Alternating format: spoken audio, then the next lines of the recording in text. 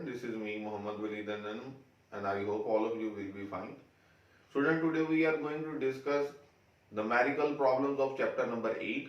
Chapter number 8 में जो numerical हमने डिस्कस करने हैं वो ऑलमोस्ट उन्हीं एग्जांपल से रिलेटेड हैं जो हम पहले पढ़ चुके हैं। तो देखते हैं पहला सवाल।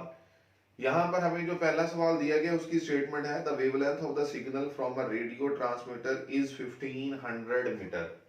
एक रेडियो ट्रांसमिट है, वो जो सिग्नल्स ट्रांसमिट कर रहा है उनकी जो वेवलेंथ है वो 1500 मीटर है।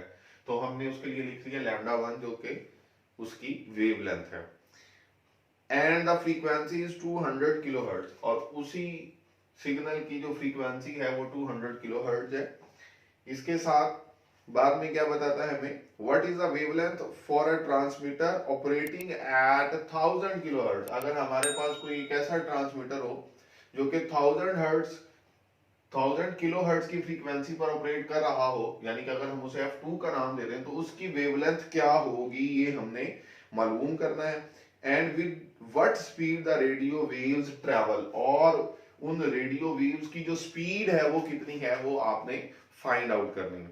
स्टूडेंट, यहाँ पर अगर हम इस डाटा के अकॉर्डिंगली देखें तो हम लोग ये बात पढ़ चुके हैं कि V equals to F lambda, ये हमारे पास वेव की स्पीड का रिलेशन है। तो हम यहाँ लिख सकते हैं F1 लैम्डा 1, क्योंकि हमने ये बात पढ़ी थी कि जो फ्रीक्वेंसी और वेवलेंथ का प्रोडक्ट होता है ये हमेशा कांस्टेंट रहता है। तो हमारे पास अगर यहाँ से हम वैल्यूज पुट करें तो F1 की वैल्यू क्या है 200, और किलो की जगह पर हम क्या लिख सकते हैं 10⁻³ हर्ट्ज, और लैम्डा 1 की जगह पर हम क्या लिखेंगे 1500 मीटर। तो हमारे पास स्टूडेंट जो रिजल्ट आ जाएगा स्पीड ऑफ द वेव का वो हमारे पास आ जाता है 3 × 10⁸ मीटर पर सेकेंड। ये हमारे पास इसका स्पीड का रिजल्ट आ जाएगा। स्टूडेंट, इसी रिजल्ट के अकॉर्डिंगली हम यहां से ये लिख सकते हैं कि V equals to F2 lambda 2, क्योंकि वेव की स्पीड तो वही रहेगी, फ्रीक्वेंसी अगर चेंज हो जाए तो उस चेंज फ्रीक्वेंसी के लिए वेवलेंथ क्या होगी लैम्डा 2 हमने मालूम करनी है। तो लैम्डा 2 स्टूडेंट किसके इक्वल होगा V/F2, और F2 हमें चूंकि पता है तो V कितनी वैल्यू आई थी 3 × 10⁸ मीटर पर सेकेंड डिवाइडेड बाय F2, उसकी वैल्यू क्या है 1000 किलोहर्ट्ज। तो आप इसे भी लिख सकते हैं 1000 × 10⁻³ हर्ट्ज। हम यहाँ पर भी लिख लेते हैं 200 × 10⁻³ हर्ट्ज, और यहाँ इसको लिख लेते हैं 1000 × 10⁻³ हर्ट्ज। तो ये हमारा रिजल्ट आप यहाँ पर हमने उसी तरह से लिख दिया। स्टूडेंट, अगर हम इसको सॉल्व करेंगे तो जो इसका आंसर आता है वेवलेंथ 2 का 3 × 10⁻² मीटर आ जाएगा गालिबन, और जिसकी वैल्यू को हम लिखते हैं कि वो 300 मीटर भी लिख सकते हैं। तो ये रिजल्ट्स हैं, ये आप कैलकुलेट करेंगे तो ये सॉल्व हो जाएगा। अच्छा, इसके बाद हमारे पास जो नेक्स्ट क्वेश्चन है क्वेश्चन नंबर 3 है। उस क्वेश्चन नंबर 3 की अगर हम स्टेटमेंट को देखें तो क्वेश्चन नंबर 3 की स्टेटमेंट है stationary wave is established in a string. एक स्ट्रिंग के अंदर एक स्टेशनरी वेव एस्टैब्लिश की गई है व्हिच इज 120 सेंटीमीटर लॉन्ग, और लेंथ ऑफ द स्ट्रिंग जो है वो 120 सेंटीमीटर है। सेंटी की जगह पर हम क्या लिख सकते हैं 10⁻⁻² मीटर लिख सकते हैं।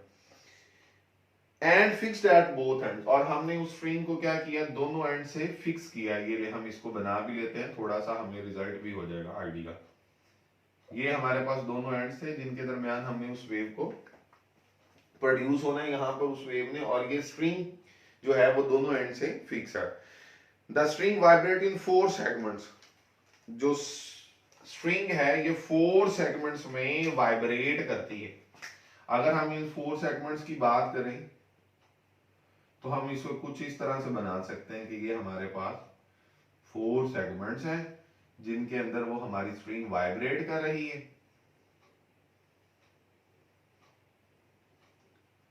ठीक हो गया। तो नंबर ऑफ जो लूप्स हैं या जो सेगमेंट्स हैं वो 4 है, और उनकी फ्रीक्वेंसी वो क्या बताता है at a frequency of 120 hertz, और उन 4 लूप्स की जो फ्रीक्वेंसी है जिसे हम F4 का नाम देंगे वो 120 हर्ट्ज है। हमने मालूम क्या करना है determine it's wavelength and the fundamental frequency. हमने वेवलेंथ लैम्डा मालूम करनी है और फंडामेंटल फ्रीक्वेंसी F1 की वैल्यू मालूम करनी है। स्टूडेंट, हम ये बात पढ़ चुके हैं कि हमारे पास जो कोई भी अगर जो स्ट्रिंग है वो दोनों साइड से फिक्स है, तो हमारे पास इस फिक्स साइड में जो हमारे पास फ्रीक्वेंसी, जिसे हम फंडामेंटल फ्रीक्वेंसी कहेंगे, उसकी वैल्यू किस तरह से लिखेंगे? चूंकि ये 4 लूप्स हैं तो हम लिखेंगे जनरल रिलेशन जो है वो F N equals to N F one. ये हमने स्टेशनरी वेव्स में पढ़ा था।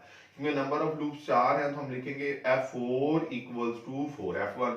तो एफ फोर की वैल्यू का तो हमें पता है, तो यहां से अगर हम एफ वन की वैल्यू निकालें तो F one equals to F four over four. तो हमारे पास एफ वन किसके इक्वल आ जाएगा? एफ फोर की वैल्यू कितनी थी? 120 हर्ट्ज डिवाइडेड बाय 4, और ये आंसर कितना आ जाएगा? 30 हर्ट्ज आ जाएगा। तो फंडामेंटल फ्रीक्वेंसी का जो रिजल्ट आएगा वो 30 हर्ट्ज आ जाएगा। अब चूंकि हमें लेंथ ऑफ द स्ट्रिंग का भी पता है और हमें जो फंडामेंटल फ्रीक्वेंसी का भी पता है, तो स्टूडेंट लेंथ और फंडामेंटल फ्रीक्वेंसी की मदद से हम इसका रिजल्ट कैसे निकालेंगे? हमने ये बात पढ़ी हुई थी कि हमारे पास अगर ये जो पूरी लेंथ है स्ट्रिंग की यहां से यहां तक, इसमें अगर हम देखें तो ये एक नोड, फिर नोड, नोड, नोड, ये वो पॉइंट्स हैं जो नोड्स हैं, और इनके दरमियान में ये एंटी नोड्स हैं।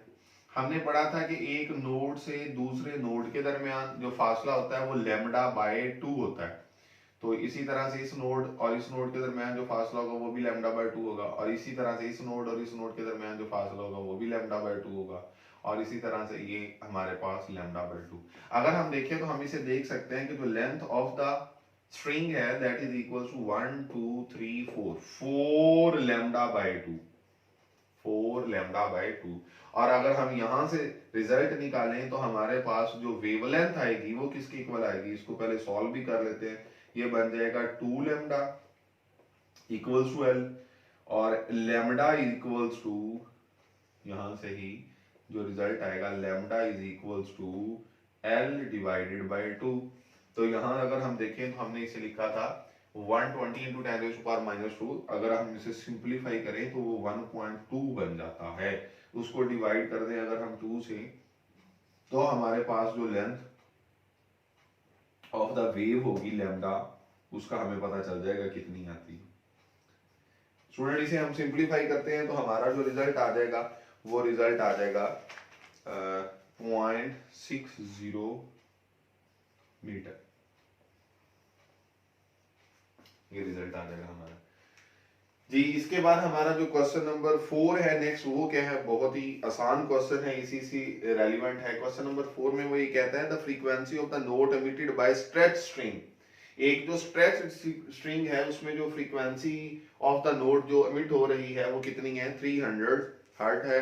उसके बाद कहता है what will be the frequency of this note when. इसी की फ्रीक्वेंसी कब होगी? कब? जब पहले पार्ट में कहता है length of the wave is reduced by 1/3 without changing the tension. देखिए स्टूडेंट, हमने क्या करना है यहां पर पहले पॉइंट में length of the wave is reduced, और हमारे पास लेंथ के वेव के रिड्यूस होने से विदाउट चेंजिंग द टेंशन क्या रिजल्ट आता है? और दूसरा रिजल्ट है टेंशन इज इंक्रीज्ड बाय 1/3। और उसके बाद कहता है कि without changing the length of the wire. तो यहां से अगर हम देखें कि जो वेव की लेंथ है वो चेंज हो रही है, यानी कि लैम्डा की वैल्यू चेंज हो रही है। अभी हम जैसे पहले सवाल में पढ़ कर रहे हैं कि अगर वेव की लेंथ चेंज होती है तो उसके कॉरस्पॉन्डिंग फ्रीक्वेंसी चेंज हो जाती है, और इन दोनों का जो प्रोडक्ट होता है वो हमेशा कांस्टेंट रहता है। तो अगर हम पहले पॉइंट को सिंप्लीफाई करें, मैं यहाँ पे लिख भी देता हूँ, तो हम यह भी पढ़ कर आए हैं कि v equals to F lambda, जिसको हम इस तरह से लिख सकते हैं F1 लैम्डा 1 और F2 लैम्डा 2 का प्रोडक्ट हमेशा इक्वल रहेगा। क्यों इक्वल रहेगा? क्योंकि हम ये कहते हैं कि इन दोनों की value speed of the wave के बराबर होगी। स्टूडेंट देखिए, हम ये कहते हैं कि अगर सपोज हमारी ओरिजिनल फ्रीक्वेंसी f थी जो उसने हमें गिवन दी हुई है, और उसकी जो वेवलेंथ थी हम कहते हैं वो लैम्डा है, सपोज कर लेते हैं, तो जो हमारे पास न्यू फ्रीक्वेंसी होगी, जाहिर सी बात हम उसे क्या लिखेंगे? हम उसे लिखेंगे एफ प्राइम, क्योंकि वो हमारे पास F1 को तो मैंने F लिख दिया, तो F2 को मैं लिख देता हूँ F प्राइम है। सपोज वो क्या आएगी वो हमने फाइंड आउट करनी है, यही हमारा रिजल्ट है। और जो न्यू वेवलेंथ है लैम्डा 2, स्टूडेंट ये बड़ा इंपॉर्टेंट पॉइंट है, लैम्डा 2 जो न्यू वेवलेंथ है वो कहता है ओरिजिनल वेवलेंथ लैम्डा से रिड्यूस कितनी की? आपने 1/3 रिड्यूस कर दी। अब ये पॉइंट बड़ा इंपॉर्टेंट है। देखिए मेरे, हम इस बात को ऐसे समझ सकते हैं कि वेव की जो लेंथ थी वो अगर लैम्डा थी तो उसमें से 1/3 अगर रिडक्शन हो जाती है तो 1/3 की जो भी वैल्यू आएगी हम उसको ओरिजिनल में से माइनस कर देंगे, और जब हम माइनस करेंगे तो हमारे पास रिमेनिंग वैल्यू बच जाएगी। हम इस एग्जांपल को इस तरह से भी कर सकते हैं कि अगर आप ये कहें कि आपके पास 9 रुपीज हैं और 9 रुपीज का 1/3 निकालें तो 1/3 ऑफ 9 निकालने का मतलब ये है कि आंसर आ जाएगा 3। और अगर हम उस 3 की वैल्यू को देखें तो ओरिजिनल कितने रुपीज थे हमारे पास 9, और 1/3 माइनस करने से जो आंसर आएगा वो बच जाएगा 6। ओरिजिनल 9, 1/3 ऑफ 9, तो वो हमारे पास न्यू वेवलेंथ आ जाएगी। तो हम इसको अगर सिंप्लीफाई करें तो हमारा रिजल्ट क्या बन जाएगा, 3 वैसे ही आ जाएगा, और ये 3 lambda minus lambda, the result will be 2 lambda divided by 3, और ये हमारे पास क्या आ जाएगी, लैम्डा 2 की वैल्यू आ जाएगी। और अगर हम यहाँ पर लैम्डा 2 की ये वैल्यू पुट कर दें 2 लैम्डा बाय 3, तो स्टूडेंट इस रिजल्ट को हम बड़ी आसानी से देख सकते हैं कि ये लैम्डा इस लैम्डा से कैंसल आउट हो जाएगा, और हमारे पास ये 3 इधर जाकर मल्टीप्लाई हो जाएगा, 3f equals to 2f prime. तो यहां से चूंकि हमने f प्राइम की वैल्यू मालूम करनी है तो f prime equals to 3f divided by 2, और 3 वैसे ही आ जाएगा, f की वैल्यू हमें गिवन थी जो 300 हर्ट्ज थी, डिवाइडेड बाय 2 कर दें तो स्टूडेंट हमारे पास रिजल्ट क्या आ जाएगा, हमारे पास इसकी वैल्यू आ जाएगी f prime is equals to 450 hertz.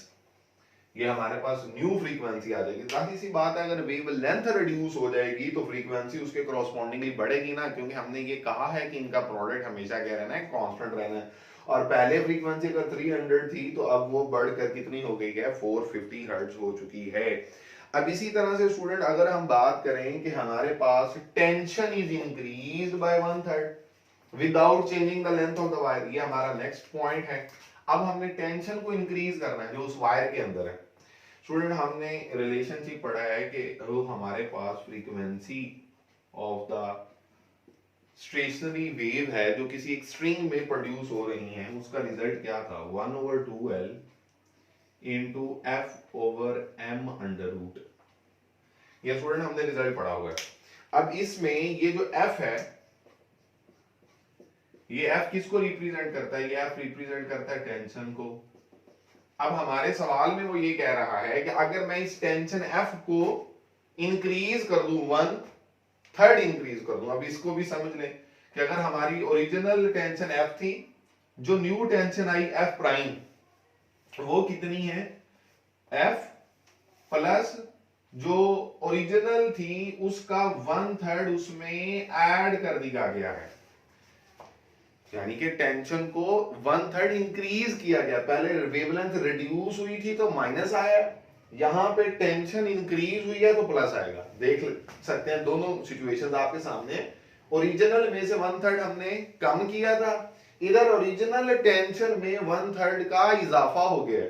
तो हमारे पास ये जो रिजल्ट आएगा, इस रिजल्ट को स्टूडेंट अगर हम देखें तो और इसको सिंप्लीफाई करें तो हमारे पास जो वैल्यू आएगी एलसीएम लेने के बाद 3f plus f which is equals to f prime जो न्यू टेंशन है is equals to 4f/3 under root. ये हमारा स्टूडेंट रिजल्ट आ गया। अब हम ये देख सकते हैं कि जैसे मैंने फ्रीक्वेंसी के लिए ये रिलेशन लिखा था, तो जो न्यू फ्रीक्वेंसी होगी जब टेंशन चेंज हो जाएगी तो इस फ्रीक्वेंसी की वैल्यू को भी तो हम कोई नया नाम देंगे ना, तो हम इसको f डबल प्राइम का नाम देते हैं। स्टूडेंट यहां पर बच्चे थोड़े से कंफ्यूज होते हैं। ये जो कैपिटल f है ये हमारे लिए टेंशन की वैल्यू को रिप्रेजेंट करता है, और ये जो स्मॉल f है ये फ्रीक्वेंसी की वैल्यू को रिप्रेजेंट करता है। अब हमारी जो न्यू फ्रीक्वेंसी होगी f डबल प्राइम में उसे नाम दे दूंगा। क्यों डबल प्राइम दूंगा, क्योंकि f प्राइम की वैल्यू पहले मैं निकाल चुका हूं जब वेवलेंथ को हमने रिड्यूस किया था।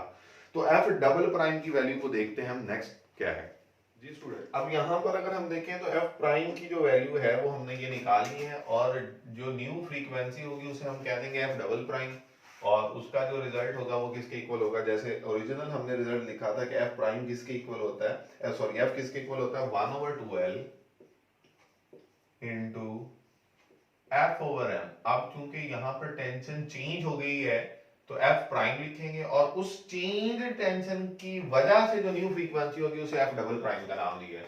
तो स्टूडेंट इसी को हम ऐसे फर्दर अगर सिंप्लीफाई करें तो हम लिख सकते हैं 1/2L, और ये जो न्यू टेंशन है f प्राइम ये किसके इक्वल है, 4f/3 अंडर रूट। तो ये लेके मैं इसकी जगह पे लिखूंगा 4f/3 under root divided by हमारे पास m आ जाएगा। तो स्टूडेंट इसी को अगर हम सिंपलीफाई करें तो हम इसी रिलेशनशिप को ऐसे भी तो लिख सकते हैं 1/2l इनटू f/m अलहदा से अंडर रूट में लिख लेते हैं और 4/3 अंडर रूट अलहदा से लिख लेते हैं। इससे हमें क्या फायदा होगा, इससे हमें ये फायदा होगा कि जो हमारी इक्वेशन है उसकी कुछ इस तरह से फॉर्म बन जाएगी, 4/3 अंडर रूट वैसे का वैसे ही आ जाएगा और 1/2l इंटू f/m, ये देखें जो मैंने रिजल्ट लिखा था ये f के इक्वल है। ये जो ओरिजिनल फ्रीक्वेंसी थी और न्यू फ्रीक्वेंसी जो है वो ओरिजिनल फ्रीक्वेंसी से 4/3 अंडर रूट टाइम्स ज्यादा है। और अगर हम इस 4/√3 की वैल्यू को लिखें तो ये गालबन 1.153 इस तरह से कोई वैल्यू आ जाएगी और ओरिजिनल फ्रीक्वेंसी हमारी कितनी थी, 300 हर्ट्ज थी। तो जब हम उस 300 हर्ट्ज को उससे मल्टीप्लाई करेंगे तो जो हमारा जो न्यू रिजल्ट आएगा फ्रीक्वेंसी का वो तकरीबन आ जाता है 346 हर्ट्ज। तो आप लोग ये देख सकते हैं कि जो हमारी जो न्यू फ्रीक्वेंसी है एफ डबल प्राइम वो पहले के मुकाबले में कम हो रही है, ज्यादा हो रही है, 300 से बढ़ रही है क्योंकि टेंशन बढ़ी है। टेंशन की फ्रीक्वेंसी डायरेक्टली प्रोपोर्शनल है तो हमारी फ्रीक्वेंसी का रिजल्ट भी बढ़ा है। और इसी तरह से जब वेवलेंथ रिड्यूस हुई थी तो भी फ्रीक्वेंसी बढ़ी थी। तो ये दोनों रिजल्ट हमने साथ में ही डिस्कस कर लिए। अब स्टूडेंट हम इसका नेक्स्ट क्वेश्चन देख लेते हैं। जी स्टूडेंट अब नेक्स्ट क्वेश्चन देखें, क्वेश्चन नंबर 5 हमने करना है। उसका जो डाटा है वो ये कि an organ pipe has a length of 50 centimetre. एक ऑर्गन पाइप की जो लेंथ है वो 50 सेंटीमीटर है। तो स्टूडेंट हम इसे क्या लिख सकते हैं, 50 × 10⁻⁻2 metre which can also be written as 0.5 metre. ये ऑर्गन पाइप की लेंथ है। Find the frequency of its fundamental note. Fundamental note की फ्रीक्वेंसी जिसे हम F1 कहते हैं वो मालूम करनी है एंड द नेक्स्ट हार्मोनिक, और उससे अगला जो हार्मोनिक होगा उसकी फ्रीक्वेंसी मालूम करनी है। कब, when it is open at both ends, जब वो पाइप दोनों साइड से ओपन होगा तब, और जब वो पाइप एक साइड से क्लोज होगा तब। और स्पीड ऑफ द साउंड है जी 350 मीटर पर सेकेंड इस केस में जो दिया गया है। तो लिहाजा हम इस रिजल्ट के मुताबिक स्टूडेंट अगर देखें तो जब पाइप दोनों साइड से ओपन होता है तो हम ये बात पढ़ कर आए हैं stationary wave in air columns में, तो हमारी जो जनरल फ्रीक्वेंसी थी एफ एन वो किसके इक्वल थी, NV/2L, ये हमने फॉर्मूला पढ़ा है। और हमने ये भी पढ़ा था कि जब पाइप दोनों साइड से ओपन होता है तो इसमें ऑड और इवन दोनों हार्मोनिक्स प्रोड्यूस हो रहे होते हैं और इसके जो हार्मोनिक्स हैं वो ज्यादा होते हैं जब पाइप एक साइड से क्लोज हो उसके केस में। तो हम यहां से अगर फंडामेंटल फ्रीक्वेंसी निकालना चाह रहे हैं तो इनकी जगह पर हम क्या पुट करेंगे, 1 पुट करेंगे क्योंकि हमने सवाल में फंडामेंटल फ्रीक्वेंसी मालूम करनी है। तो ये 1 V/2L आ जाएगा और यहाँ पे वैल्यूज पुट कर दें। V की वैल्यू हमें क्या गिवन है 350 मीटर पर सेकेंड डिवाइडेड बाय 2 और लेंथ जो हमें कितनी थी उस स्ट्रिंग की वो है जी 50 सेंटीमीटर जिसको हमने 0.5 मीटर लिख लेना है। अगर हम इसकी वैल्यू को देखें तो ये 0.5 1/2 ही आ जाएगा और 2 1/2 कैंसिल हो जाएंगे और रिजल्ट क्या बचेगा 350 हर्ट्ज हमारे पास फंडामेंटल फ्रीक्वेंसी की वैल्यू आ जाएगी। अब स्टूडेंट हमने उसके बाद नेक्स्ट हार्मोनिक की भी वैल्यू निकालनी है और नेक्स्ट हार्मोनिक हमें पता है क्या होगा, इसका जब पाइप दोनों साइड से ओपन होता है तो हम कहते हैं F2 which is equals to 2F1 और हम अगर उसकी वैल्यू को लिखें 2 और F1 की वैल्यू हमने कितनी निकाली 350 तो रिजल्ट कितना आ जाएगा 700 हर्ट्ज आ जाएगा हमारा रिजल्ट। अब इसके बाद हमारा जो नेक्स्ट सिनेरियो है वो ये है कि हमने फंडामेंटल फ्रीक्वेंसी मालूम करनी है और नेक्स्ट हार्मोनिक की फ्रीक्वेंसी मालूम करनी है कब, जब हमारे पास पाइप एक साइड से क्लोज है। और हमने ये भी पढ़ा हुआ है कि जब पाइप एक साइड से क्लोज होता है तो Fn इक्वल्स टू NV/4L हमारा रिजल्ट होता है। ये पहले था 2L अंडर, अब यहाँ पर अंडर जो है वो क्या है 4L है। तो n की जगह पर अगर हम 1 लिखें तो फंडामेंटल फ्रीक्वेंसी आ जाएगी फंडामेंटल नोट की, तो F1 इक्वल्स टू V/4L बन जाएगा। यहाँ पर अगर हम वैल्यूज पुट करें तो V जो स्पीड ऑफ द साउंड थी वो 350 मीटर पर सेकंड गिवन है 4 और L की वैल्यू कितनी है जी 0.5। तो स्टूडेंट इसे हम सिंपलीफाई करेंगे तो हमारे पास जो रिजल्ट आ जाएगा वो आ जाएगा 175 हर्ट्ज। और इसके बाद अगर हम नेक्स्ट हार्मोनिक की फ्रीक्वेंसी मालूम करेंगे तो स्टूडेंट हमें पता है क्योंकि इसमें सिर्फ ऑड हार्मोनिक्स प्रोड्यूस हो रहे होते हैं, ठीक है, यहाँ पर इवन और ऑड सारी वैल्यूज होती हैं, यहाँ पर सिर्फ ऑड 1 3 5। तो अगर F1 फंडामेंटल है उसके बाद F3, इसको हम क्या लिख सकेंगे 3F1। तो हम इसे 3 मल्टीप्लाइड बाय F1 जो कि कितनी निकाली 175। तो उसे गालिबन अगर हम सॉल्व करेंगे तो ये 375 मल्टीप्लाइड बाय 3 ठीक हो, ये 525 हर्ट्ज आंसर आ जाएगा। इसी तरह से इसी से रेलिवेंट एक नेक्स्ट क्वेश्चन है, वो क्वेश्चन क्या कहता है, अ church organ consist of pipes each open at one and. तो हमारी जो कंडीशन हमें गिवन है कि वो जो पाइप है वो ओपन एट वन एंड है, of different lengths, the minimum length is 30 millimetre. तो मैंने उसके लिए लिख दिया L minimum equals to 30 millimetre. 30 millimetre को हम क्या लिख सकते हैं, 30 into 10 raise to power -3 metre लिख सकते हैं, आप इसे 0.03 मीटर भी लिख सकते हैं। एंड मैक्सिमम लेंथ या लॉन्गेस्ट वैल्यू इज 4 मीटर, और जो मैक्सिमम लेंथ है या सबसे बड़ी जो लेंथ है वो पाइप की वो 4 मीटर है। तो मैंने एल मिनिमम और एल मैक्सिमम लिख दिया है। Calculate the frequency of the fundamental load. Fundamental load की फ्रीक्वेंसी हमने मालूम करनी है, यानी कि F1 की वैल्यू मालूम करनी है। कब, जब हमारे पास कहता है स्पीड ऑफ द साउंड हमें कितनी गिवन है 340 मीटर पर सेकंड गिवन है। तो स्टूडेंट अभी तो हम पढ़ कर आए हैं, जब पाइप एक साइड से क्लोज होता है या सिर्फ एक साइड से ओपन होता है तो हम कहते हैं कि एफ एन किसके इक्वल होता है, एन वी ओवर 4L। तो अगर फंडामेंटल फ्रीक्वेंसी मालूम करनी है तो एन की जगह पर 1 लिखना पड़ेगा। तो F1 equals to N, N की जगह पर जब 1 लिखेंगे तो V ओवर 4L आ जाएगा। अब यहाँ पर चूंकि L की दो वैल्यूज है, एक वैल्यू को हम कहते हैं कि L मिनिमम, मैंने उसके लिए L मिनिमम लिख भी दिया है, और उसके क्रॉसपॉन्डिंग जो फ्रीक्वेंसी है अगर मैं उसे F1 कह रहा हूं तो देखिए रिजल्ट क्या आता है, V की वैल्यू क्या आती है 340 डिवाइडेड बाय 4, और मिनिमम लेंथ कितनी थी 30 into 10 raise to power -3 which can be written as 0.03। तो हम इसको अगर सिंपलीफाई करें तो हमारा जो F1 का रिजल्ट आता है वो रिजल्ट कितना आ जाता है, वो गालिबन आ जाता है 2833.5 हर्ट्ज। इस तरह से कोई वैल्यू आ जाएगी, इसको आप कैलकुलेटर की मदद से कर सकते हैं तो रिजल्ट आपको पता चल जाएगा। अब हमारे पास उसी फंडामेंटल लोड की फ्रीक्वेंसी मालूम करनी है, लेकिन हमारे पास जो लेंथ मिनिमम की बजाय हमने क्या रखना है, मैक्सिमम लेंथ रखनी है उस पाइप की। उसको अब अगर हमने मिनिमम लेंथ वाली को F1 कहा था तो मैक्सिमम वाली को फिर हम नाम दे देते हैं F1 प्राइम, ताकि हमारी वैल्यूज डिफरेंट रह सकें। तो हमारा रिजल्ट क्या आ जाएगा 340 डिवाइडेड बाय 4, और L मैक्सिमम कितना है 4। तो इसे सिंपलीफाई करेंगे तो इसका रिजल्ट गालिबन आ जाता है 21.25 हर्ट्ज। तो हमारे पास हम देख सकते हैं कि different length of the pipe की वजह से ही जो फ्रीक्वेंसी और फंडामेंटल लोड है वो भी डिफरेंट वैल्यूज हैं। तो स्टूडेंट इसी के साथ हम जो शॉर्ट आंसर क्वेश्चंस हैं वो भी देख लेते हैं। जो शॉर्ट आंसर क्वेश्चन है वो सिर्फ स्मार्ट सिलेबस के अकॉर्डिंगली जो हमने करने हैं वो हमारे 3 या 4 सवाल हैं। क्वेश्चन नंबर 3 है, is it possible for two identical waves traveling in the same direction along a string to give rise to stationary waves? कि अगर किसी एक ही मीडियम के अंदर जो स्टेशनरी वेव्स हम प्रोड्यूस करना चाह रहे हैं और हम ये कहते हैं कि दो वेव्स जो हैं वो ट्रैवल करेंगे इन द सेम डायरेक्शन, तो क्या उनकी सुपरपोजिशन के रिजल्ट में हमारे पास स्टेशनरी वेव्स डिवेल्प हो सकती हैं? तो स्टूडेंट हमने पढ़ा था स्टेशनरी वेव्स का फिनोमेना डिवेल्प ही तब होता है जब दो वेव्स की हम कहते हैं कि हमारे पास सेम क्या चीज हो, फ्रीक्वेंसी, और ऑपोजिट क्या हो, डायरेक्शन, यानी कि वो दोनों सेम फ्रीक्वेंसी की हो लेकिन ऑपोजिट डायरेक्शन में अगर ट्रैवल कर रही हो, प्रोपोगेट कर रही हो, तो हम ये कहते हैं कि इनकी सुपरपोजिशन के रिजल्ट में स्टेशनरी वेव्स डेवलप होती हैं। यहां पर क्योंकि सवाल में उसने कहा है कि सेम डायरेक्शन, तो कभी भी इनकी सुपरपोजिशन से स्टेशनरी वेव प्रोड्यूस नहीं हो सकती।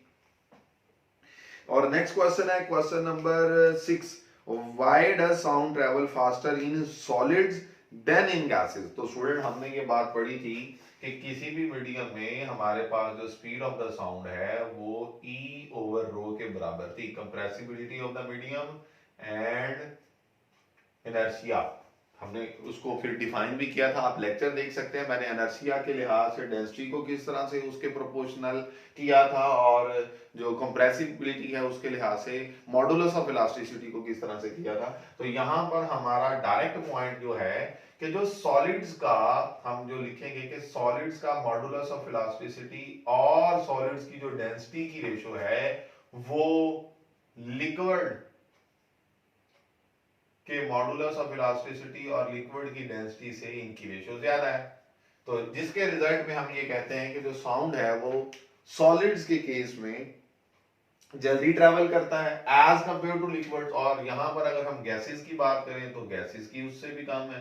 तो हमारे पास ये रिजल्ट आ जाएगा कि सबसे ज्यादा स्पीड ऑफ द साउंड किसमें है, सॉलिड्स के केस में। तो ये हमारा रिजल्ट है। इसके बाद स्टूडेंट नेक्स्ट क्वेश्चन है, how are beats useful in tuning musical instruments. तो बीट्स को किस तरह से हम इस्तेमाल करते थे म्यूजिकल इंस्ट्रूमेंट्स को ट्यून करने के लिए। हमने ये बात पढ़ी हुई थी कि हमारे पास एक जो स्टैंडर्ड है, हम उस स्टैंडर्ड जो इंस्ट्रूमेंट है उसकी जो फ्रीक्वेंसी है उसके कंपैरिजन में इंस्ट्रूमेंट को जब प्ले करते हैं तो इन दोनों की फ्रीक्वेंसी में डिफरेंस की वजह से नंबर ऑफ बीट्स प्रोड्यूस होते हैं। और हमने ये बात पढ़ी थी कि number of beats produced are equal to the difference of the frequencies of the two notes. तो हम यहां पर अगर देखते हैं तो अगर हम उस इंस्ट्रूमेंट को ट्यून करना चाहते हैं तो हम उनको इस लिहाज से सेट करेंगे, उसकी लेंथ को, उस वायर की, या उसके अंदर जो टेंशन है, या उसके अंदर जो मास पर यूनिट लेंथ है, जिसकी वैल्यू को इस लिहाज से चेंज करेंगे कि स्टैंडर्ड के इक्वल वो फ्रीक्वेंसी हो जाए। और जब दोनों की फ्रीक्वेंसी सेम हो जाएंगी तो हम क्या कहेंगे कि इनका डिफरेंस क्या आ जाएगा, जीरो। तो नंबर ऑफ बीट्स क्या होंगे, जीरो। तो हम कहेंगे इस केस में अब हम ये कहेंगे कि हमारा म्यूजिकल इंस्ट्रूमेंट क्या हो चुका है, ट्यून हो चुका है। ये हमने बात पहले भी बड़ी डिटेल में डिस्कस की हुई है। लास्ट क्वेश्चन है student, explain why sound travels faster in warm air than in cold air. देखिए स्टूडेंट, हमने इसी तरह से जो रिजल्ट था, अगर यहां इसी रिलेशनशिप को देख लें और या इसके क्रॉसपॉन्डिंग हमने एक और रिलेशनशिप भी इसी के मुताबिक जो एंड पे डिराइव किया था वो था गैमा पी ओवर रो। तो जो वार्म एयर होती है ना जी, उसकी डेंसिटी कम होती है और जो कोल्ड एयर होती है उसकी डेंसिटी ज्यादा होती है। तो हम यहां से अगर इसको लिखें तो हम ऐसे लिखेंगे कि जो स्पीड ऑफ द साउंड है वो डेंसिटी के स्क्वायर रूट के इनवर्सली प्रोपोर्शनल है। और अगर इस रिलेशनशिप को हम देखें तो चूंकि density of the warm air जो है, वार्म एयर उसकी डेंसिटी कम है किसके मुकाबले में, कोल्ड एयर के मुकाबले में। तो लिहाजा क्या होगा, जिसकी डेंसिटी कम होगी उसके अंदर स्पीड ज्यादा होगी। तो स्पीड ऑफ द जो साउंड होगा वो वार्म एयर के अंदर ज्यादा होगा as compare to cold air. तो आई होप स्टूडेंट कि आज का लेक्चर आपको समझ आ चुका होगा। Please don't forget to like and subscribe my channel and take good care of yourself. Till then, अल्लाह हाफिज।